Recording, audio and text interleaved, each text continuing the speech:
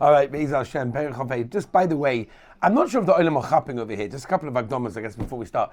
You know, we said that this is a very practical sefer, and it is, right? It's a very practical sefer. But I don't know if things are, if you're chapping, how the pieces of the puzzle are sort of fitting into their place, how everything was set up, the way the Tanya set it up, how the previous brokim were very much intended to be in a type of flow, even though it's not written mamish in a flow. But we needed to know, for example, the yichud of the Rabbeinu Shloim and how the three levushim that we know we have a connection to that and we're immersed in that. And then we were talking about Averis, how they separate from that. And now we're going to talk about Kikorov, how the Maisa person has a shaykh to be able to do that.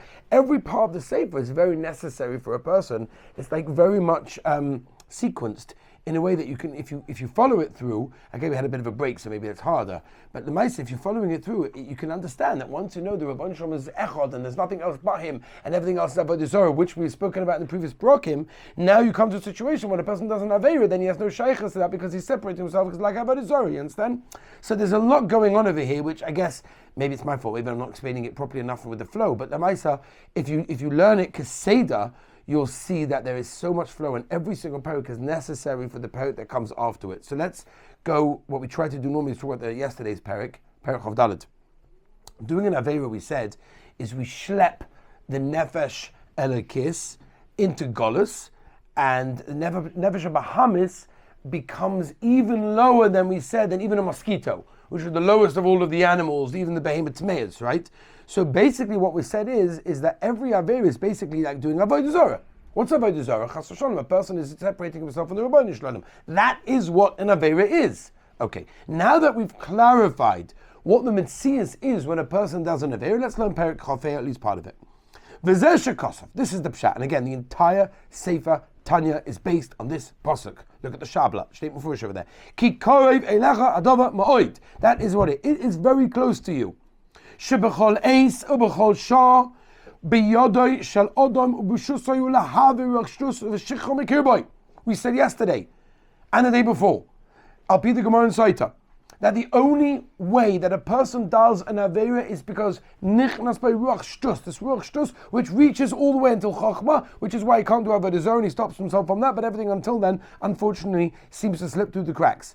So everyone, says the Heilige Baal Tanya, has a opportunity, it's biyodai, it's within his hand, it's korev elecha adova ma'od, to be able to remove this ruach shtus from within him. Velisko, what should he do instead? And should he put instead, the ava, remember the ava comes first, la Hashem echad, hamusteres bevadai belvavoi beli shum sofik, v'zeh shekosov uvil vavcha. I don't know if you remember, I said over, I think this is one of the first shum I gave for this month, about this lady that called me up on Pesach, right? That she was mamish going Meshiga and almost ready to commit suicide because, like, she's not religious, b'chalal, even though she comes from a very frum home, and everybody in the world thinks she's religious, and she was abused by her parents emotionally and also by her husband, and now she's divorced. And what a story, Rabbi Say. But the point of the story why I mentioned it then and why I'm mentioning it now is because she just wanted to know, like, is there a point? Like, what am I doing here? What does Rabbi want from me? Like, not Rabbi because you don't want any Jewish words, she told me. Like, no Jewish words. Rabbi, don't say a single Jewish word. I don't want to hear a thing about a Jewish word. No idea why she called me. I don't know. That's a different story. But the point is that she wanted to know, like, is there anything inside me that has any relevance? Like, what am I doing here? So the Baal Tanya is telling us basically over here that every single one of us has a pilot light. You know that pilot light in the boiler that's always on? So it's that love that's laying dormant within us. It's there. And he says that Belishum Sofik, it's there. And every single person has the ability to lisko la'oira, to arouse that alva of the Rabbeinu Shalom that's lying inside over there. And v'zeu shekosov uvil vavcha.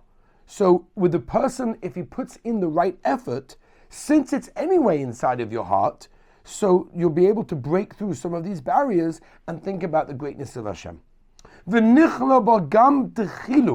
about Yira? So we talk about Avas Hashem, okay. What about Yiras Hashem? So included in this is also the Yiras Hashem, the reverence of Hashem, the Hainu, not to separate, not to distance in any way from the Achdus. And the yichud of the Rebbeinu Shalom afilu b'mesiras nefesh mamish b'lishum tam v'seichel musuk ela b'tev aleki. Because at the end of the day, it's naturally inside you. Every single person has the love and the feel, the awe of the Ribbono Shel Olam. You just have to sort of get that pilot light ignited, or as we say in yeshiva, fanning the flames of that Gewaldige Yiddishkeit, because it's there inside you. You just need to fan it, right? That was always the shayla when we had the campaign. Do we say that it's like igniting the spark? No, Chas v'Shalom, everybody has the spark. It's fanning the flame that's already there, just to make it. That's when the fires in Yerushalayim were going, they were very worried about the wind, because the wind makes it even worse, right? But the barbecue, you fan it, that makes it even more. So what he's saying is every single one of us have it inside of us. It's there. The pilot light is on. Everyone, it's biyodoi to be able to do it. B'chol shekei. B'shviras ha'tayvus ha'kalam yisuri misa shekorven avadav yosem melik b'yish ha'yetza. In other words, it's much easier to overcome your yetzer hara than it is to give up your life. Right? That's what for the tziyas. Much easier. Hein b'bchinas sumeira. Right? This is the awareness that you have to turn away from that which is bad. Even the Rabbanon did Issa. Shalalav of Tanya Yisbarach. Ma'acha shenifrod ba michud v'achdusa k'may b'avodah zorah mamish b'shas ma'isa. Since we've explained that when a person does a ma'isa aveira, b'shas ma'isa aveira, it's basically avodah zorah. It's the same thing. He's turning away from the Ribbono Shel Olam. That's avodah zorah. So if a person recognizes this, thinks about this, understands this, so that's going to stop him to sumeira, to turn away from that which he shouldn't be doing, even if it's a light issa d'Rabbanan, as he calls it. Now he has be'etzem a kasha over here, and he's saying, if you're telling me that really it's the avera that separates us just for a moment while we're doing that avera, then if that's the case, if that's the thought process, so then, and I could do tshuva afterwards, so why can't I do the same thing by avodah zorah? In other words, v'harei, let's look at the inside. Even if a person does actual chas v'shalom rachman letzon, he does avodah zorah, he can do tshuva afterwards. People do tshuva after doing avodah zorah. Chazal tell us that if a person goes into the avera saying, okay, echta v'ashuv, I'll do the avera, but they don't do tshuva afterwards. Right? Chazal tell us very clearly in the Ma'asik Monua pay, hey, Ema speaking. No, they don't get him to do tshuva. So you see that you cannot do tshuva if you go in it knowingly wanting to do tshuva before the Aveira. Hainu, says the Tanya, it's not the pshat you cannot do tshuva. It's not going to make it so easy for you. But also tshuva, if you take do it, there's nothing in the world that stands in front of tshuva. So even if a person does avodah zorah, and even if it does avodah zorah, al das do tshuva, he can still do tshuva.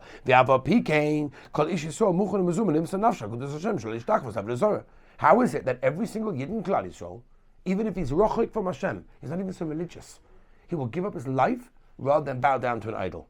What's the problem? Do the Aveira and do tshuva. What's the big deal? We have no problem doing that with every other Aveira, right? So what's the difference? Yeah.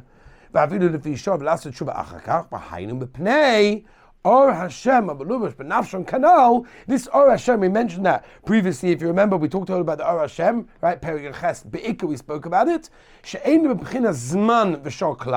It's not bound to time, whatever that means. Like we don't, in our physical brain, really understand things that are not bound to time, right? We don't understand by the Ribbono Shel Olam there's no Zman. What does that mean? How our whole life works with time? It's like, I had this mashal one time. Imagine you take a child and you open up the map of the world, right? You open up this nice big huge poster on the table and you show him the map of the world. Beautiful, right? You want to show him where you're traveling to, where he's been to already, can I know, right? You're showing him every place, and then so he says, okay, so when you get to one end, you fall off. No, it just continues round and around. They're like, what does that mean? The kid doesn't understand that. It looks flat. It looks like, okay, that's the end of the world, then I fall off. That's the over. We don't understand it in our minds that something is lamanim and asman. So that's what the Tanya is telling over here, that this or is eine bechina zman v'shar klal el lamalam azman v'shalit u'moisha lol kanoida.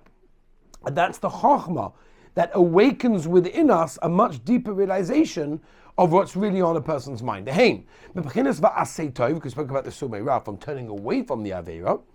And now let's go now into, once we awaken that love that we're talking about, now we can move on to the next stage, which is the Asay Tov.